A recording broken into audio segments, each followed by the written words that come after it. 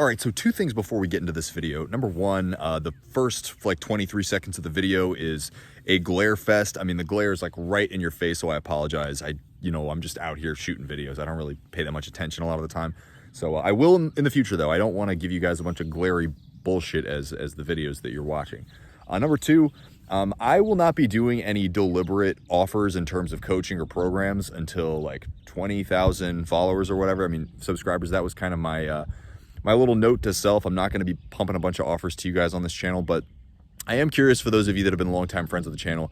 There is sort of a little text blurb below this video to help me get some feedback on this channel and really what I can be doing going forward. And so if you are interested, check it out, read it, and without further ado, have some glare. So having just woken up from a nap, I figured that it was a fantastic time to talk about dream interpretation.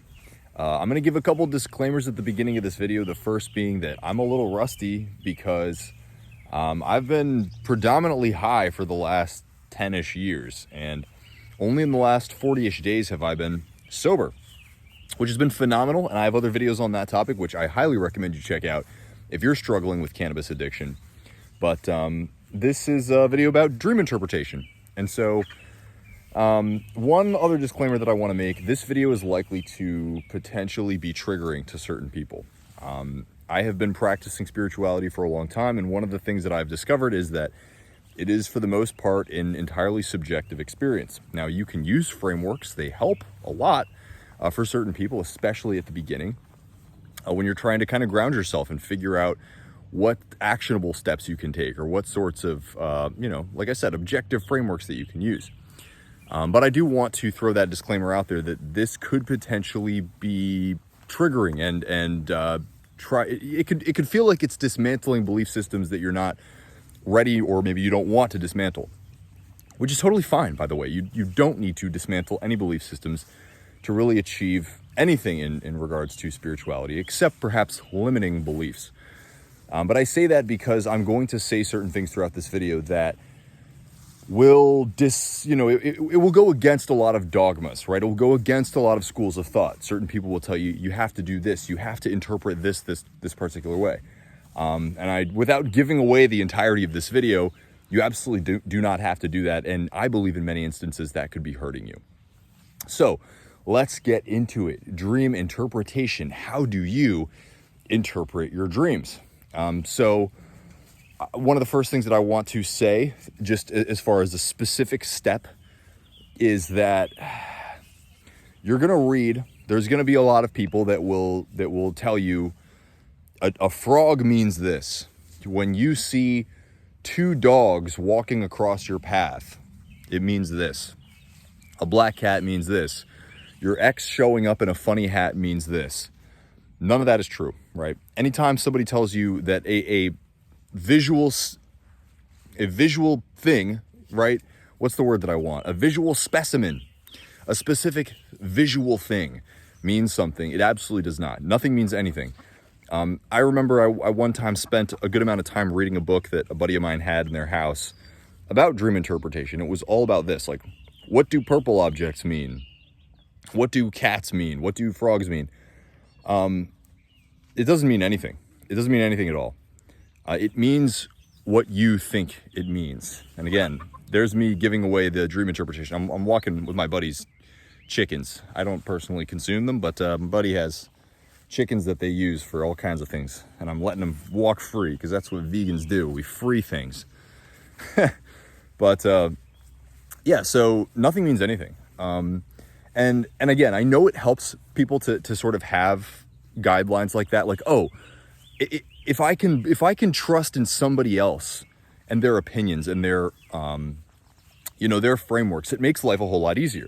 That's what most religion is, my friends. Most religion are frameworks that make things easier for you because you don't have to think about it. Somebody else prescribed it for you, right? And so I'm not here to bash your religion. I'm not here to say that Jesus isn't the savior or Muhammad or whatever it is. That's up to you. If you want to believe that stuff, cool. If it helps you, cool. That's good. It does, shit, right? In terms of dream interpretation, none of that stuff means anything. Dreams are entirely based on your own psyche, right? So if your ex shows up wearing a funny costume, that probably means fundamentally that you have a perception of your ex that they are a bit of a joke, right? That's how you interpret your dreams. So it does absolutely help to map out your dreams. And I highly recommend for people that are trying to become better at dream interpretation, that are trying to get better at lucid dreaming or astral projection, which I can make videos about in the future. I highly recommend at least that you do start to map out what happened. Write it down as objectively as you can, because most things do mean something, right? Most things in your dream, most specifics in your dream, the cat walking across the road, it does mean something. It just doesn't mean something that somebody else told you it means. Does that kind of make sense? So that's the entire gist of what I'm trying to get at in the beginning of this video, is that like somebody else's frameworks, and this is my whole problem with most religion in general, and especially witchcraft, right? People that call themselves witches, they're like, oh, I need hazel root for this. I need a big circle of salt. I need to say the specific mantra. I have a buddy who's really into like magic, and I think it's damn, I'm really trying not to be an asshole in this video, but it's kind of sad to me to watch people that are trying to create objective success in their lives using spirituality. Dream interpretation is sort of a process of spirituality in a way. But you'll find that the more you let go of other people's frameworks, that it makes you feel good to follow those frameworks. Because frankly, my friends, that's all it's doing, right? It's making you feel good about yourself, right? It's making you feel like, oh, thank God, sigh of relief. I can trust in this system because somebody else told me it works, right? My big problem with especially people that incorporate dreams into spirituality is they then try to take those frameworks and prescribe them to other people. Oh, you didn't do this. Oh, well, the reason you didn't manifest is because you didn't do this thing. Oh, the reason that you didn't, the reason that you didn't become the hero in the dream was because you didn't do this, or the reason that you haven't grown in life in this particular way is because this dream showed you this and you didn't do this specific thing. Maybe that's the case. There absolutely is some truth to, like, if you didn't, use your dream to grow, you absolutely, didn't achieve the success that you wanted. It comes down to the psychology of growth, though, right? Most of these things are based on what you are able to actually do with it. And that's why, much of the time, frameworks that other people prescribe do work, right? Is because they are more rooted in the psychological takeaways, like the really deep foundational benefits, than they are in the actual, the actual verbiage and the specifics, right? The example that I can give is, like, I grew up in a Christian church, right? A lot of people do in fact find tremendous benefit in Christianity, mostly because they are using that idea of an awakening, right? An inner transformation where they leverage belief to dive deeper into a psychological perspective of empowerment, right? Is it the specifics of Jesus? And again, I know I'm like, a lot of people are hearing this and they're like, oh my God, they're signing a cross at the camera right now, or at the whatever the screen you're looking at is right now. But I'm just here to give you the raw facts of the matter, right? Which is that most of these frameworks can be used to benefit you. They can be used to, like, kind of as a tool to lean on. However, when you go all into them, when you say that all of my trust is based in this system and I take all of my power away from myself and put it in this thing, and I have to do it exactly right, you're missing the point, right? And the point is that the framework is not to be something that you fully rely on, that you allow to take away 100% of your personal ownership. It's a tool. And again, it's a tool mostly for beginners, right? But the fact of the matter is that you inside of yourself have 100% power to do whatever it is that you actually want, if you can understand the powers of faith, belief, and really intention more than anything. Now, bringing it back to dreams, and I know I just knew I was going to make this video and absolutely fuck it up in a way, but because it's like, why did I have to say all that and to talk about dream interpretation? So getting back to, like, how do you actually interpret your dreams? Well, you have to know yourself. That's the bottom line, right? You have to know yourself as well as you possibly can. You have to be able to acknowledge, like, what do certain factors really mean? And the way that you get there is by being self-aware. And so the objective first step that I gave you is, like, record your dreams, write them down. But what would be the point of that if you don't understand yourself? Well, that would lead us to sort of a second objective piece of advice, which would be journal, right? Try to understand you.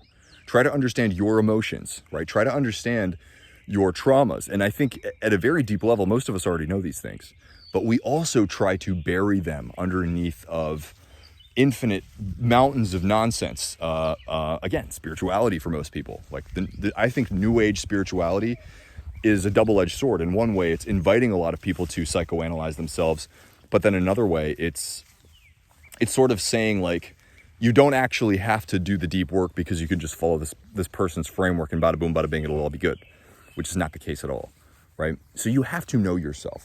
You have to know what it is that triggers you. You have to have a deep understanding of your traumas and how do those traumas affect you going forward. Now, I'm not saying you have to be a master yet, and in fact, that's what dream interpretation can really help you with, because your dreams are the deepest, most visceral aspects of your subconscious mind.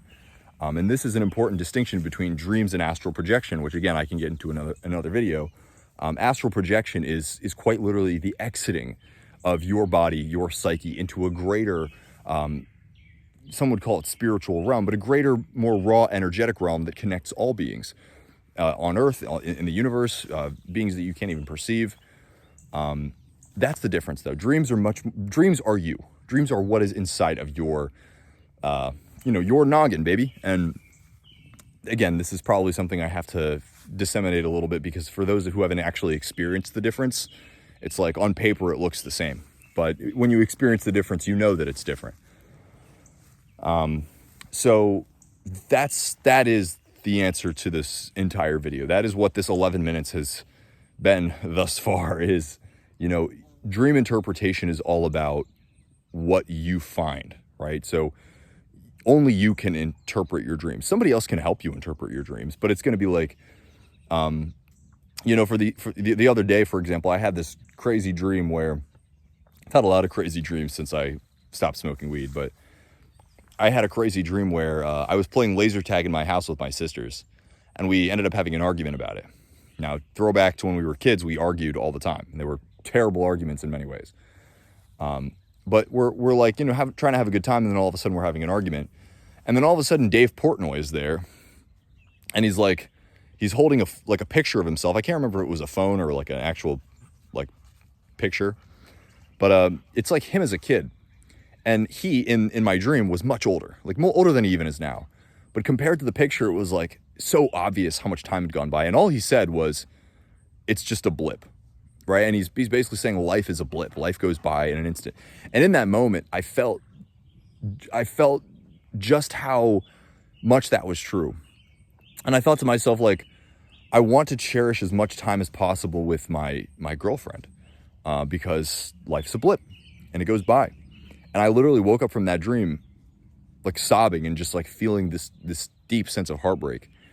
And so in all of those things, right, all of those major things that happened, like playing a game with my sisters, interacting with Dave Portnoy, waking up and I felt that deep sense of emotion before I even woke up. So do we have to psychoanalyze those things too deeply? Well, why was I playing laser tag with my sisters? Laser tag, don't know. It's like a shooting game, and I play those kinds of games a lot. There's other stuff there, which I don't know. We could talk about at some point.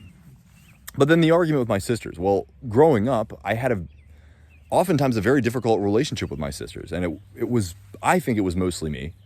I think I was a very controlling person, especially with my sisters. Like I was very low confidence, and I think that a lot of the time that your family tends to be the ones that you're closest to, sometimes in the most negative of ways. And so I felt at least that I was able to kind of take out that feeling of insecurity around them.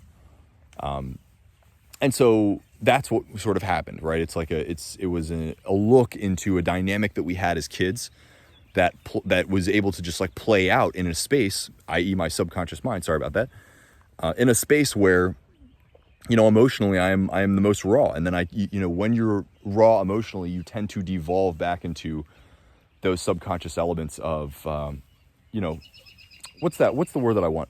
More emotional fragility and less control that you had when you were a kid, or the way that you existed when you were a kid. Dave Portnoy, no fucking clue, man. The guy shows up in my news feeds a lot. I have like a bit of a love-hate relationship with him politically. But he's kind of like my kind of guy in many ways, right? He's like a city guy, Bostonian. I'm not a Bostonian, but Bostonians and Baltimoreans are not too far off. East Coasters, baby. We just kind of all tend to be similar in that way. But, you know, he's been on my newsfeed a lot, and I see him a lot on the internet.